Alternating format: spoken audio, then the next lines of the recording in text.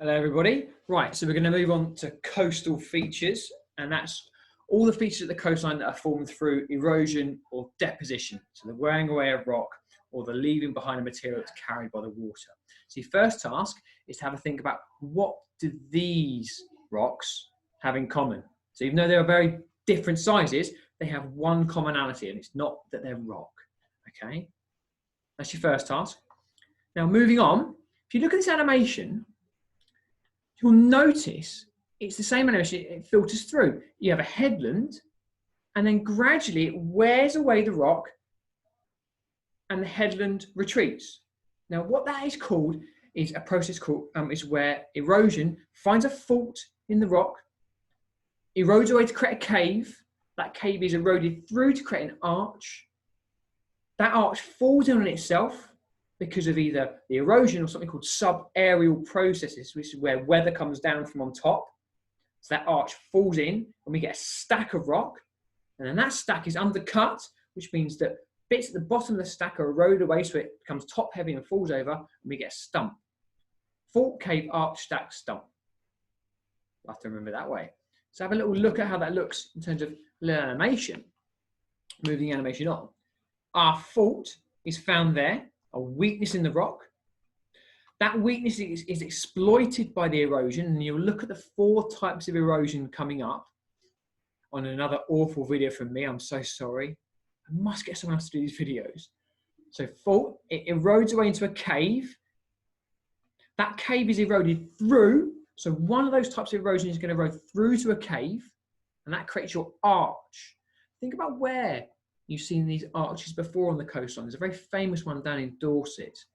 But on top of that, what type of erosion, when you're describing them later on, what type of erosion do you think created the arch or created the cave? Now, after a while, that cave, so that arch, begins to weaken. It weakens at the bottom, but it also weakens at the top because of subaerial processes like weather, like rain and winds, batter it alongside the water and the waves and the destructive waves you learned about in the last lesson. That then creates a stack of rock. You see, that's where the arch used to be. And that stack of rock is eroded at the bottom, so it becomes top heavy, and it falls over, and we get a stump. Fault, cave, arch, stack, stump. Now, your tasks. Task 2, I want you to look at these areas, this area here on the coastline. Why are these pieces of land sticking out?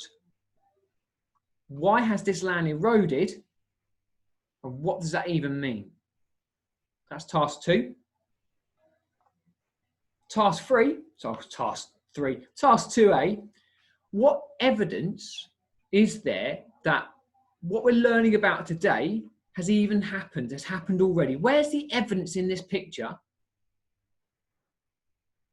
that what we're learning about has happened already? Task 3, it's a bit different, this one.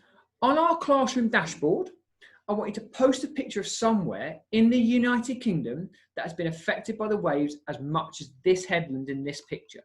So find a really good picture, post it on our dashboard, make sure we include the location so we know where that is.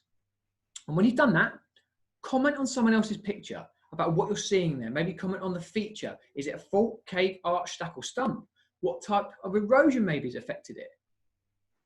That's task 3. And then task 4, there's 2 videos here. There's a BBC bite-sized clip, and then there's an awful clip that I've done just now of me talking through the types of erosion using aerobic methods. Okay, I didn't do dancing.